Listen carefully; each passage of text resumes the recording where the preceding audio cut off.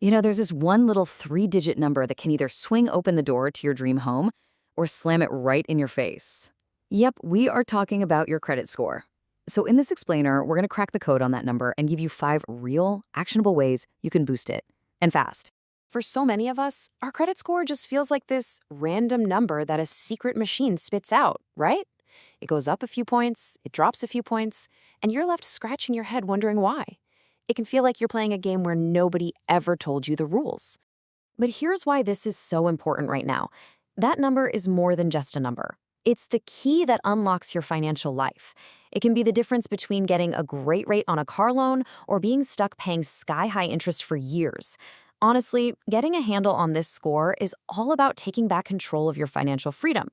Okay, so if we're gonna fix your score, we first have to know what it's even made of, right? The most common one, the FICO score, has 5 main ingredients. Think of it like a recipe. Let's break down that recipe piece by piece. First up, the biggest piece of the pie. A whopping 35% of your entire score comes down to just one thing, your payment history. This is the absolute foundation. Making your payments on time every single month is everything. Just one single missed payment can hang around on your report for 7 long years. All right, the second biggest chunk, coming in at 30%, is all about how much you owe. But it's not just the total dollar amount. It's really about something called credit utilization. So imagine your credit card has a $1,000 limit, and you got a $900 balance. Well, you're using 90% of your available credit. To a lender, that looks risky, like you're stretched a little too thin. The rest of your score is basically rounded out by 3 smaller but still important factors. 15% is the length of your credit history. And yep, older is definitely better here. 10% is for new credit. Applying for a bunch of new cards all at once can look like a red flag.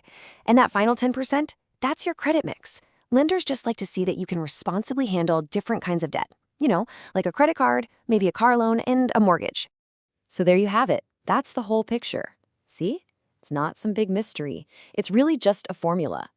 35% for paying on time, 30% for keeping those balances low, and the rest is a mix of how old your accounts are, if you're opening new ones, and the variety you have. So now that we know the rules of the game, let's talk about how to win. All right, now for the good stuff. Let's get into the actual strategies. How can you really move the needle on your score, maybe in the next 30 to 60 days? We've got 5 super powerful levers you can pull that can get you some quick results. So we're going to cover what I call the 10% rule, how to ask for a limit increase the right way, how to get credit for bills you're already paying, a cool trick for piggybacking on someone else's good credit, and finally, how to find and fix those pesky errors that might be dragging you down. First up, let's tackle that giant amounts owed category. The number one goal here is to get your credit utilization as low as you possibly can. Now, you'll hear people say to keep it under 30%, and that's good advice. But you know what's even better? Under 10%. Seriously, if you have a $1,000 card and you can get that balance under $100, you could see a really nice score jump the very next month. Okay, here's a really clever way to lower your utilization without actually paying down a dime. Just call your credit card company and ask for a credit limit increase. Think about it. If they raise your limit from, say, $1,000 to $3,000, but your balance stays the same, your utilization ratio instantly drops. Just make sure, and this is super important to ask them if it's a soft pull. A soft pull doesn't affect your score, but a hard pull can ding it for a little while.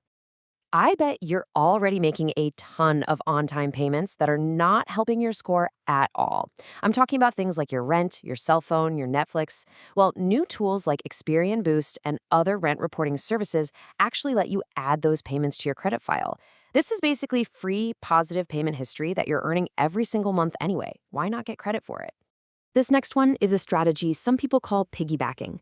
If you have a trusted family member, like a parent, who has a credit card with a really long, perfect payment history, you can ask them to add you as an authorized user. Now, you don't even have to get the card or use it, but their amazing payment history and their high credit limit can get added to your credit file, and that can give you a pretty significant boost. And finally, you have to play defense. Check your credit report for mistakes. Believe it or not, studies have shown that 1 out of every 5 credit reports has an error on it. That is a huge number. It could be a late payment that was actually on time, or an account that doesn't even belong to you. You can pull your reports for free at annualcreditreport.com. Finding and removing just one of those negative errors can make your score jump up immediately. It's totally worth the time.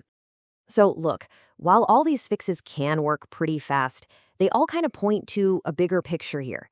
This is all about building good, consistent, positive habits for the long haul. And really, this is the key takeaway for today. A great credit score isn't a sign that you're rich, it's a sign that you're responsible. It shows lenders that you can be trusted with their money. So use these strategies to take control, manage what you borrow really well, and just watch as the doors to better interest rates and bigger opportunities start to open up for you. So now that you have the blueprint, you have the tools, the question is, what are you aiming for? What's your goal score? And more importantly, which one of these strategies are you going to try out first?